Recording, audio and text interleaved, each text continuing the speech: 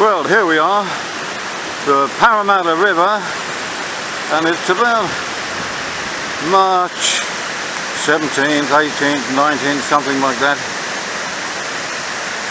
2021. I usually go for a walk across there with my doggies. I think I'll give it a miss today. What do you reckon?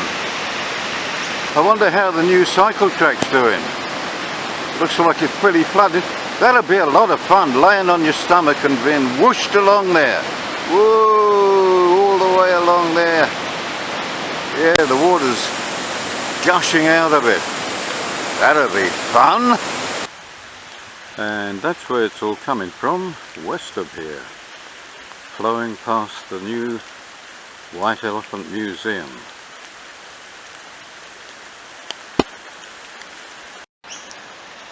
Flowing down this way towards the Parramatta Weir. We'll get a shot of it from up there. And there you can see in the distance where we started off today, Parramatta Wharf. Yep, it's all pretty wet around here, around these here parts.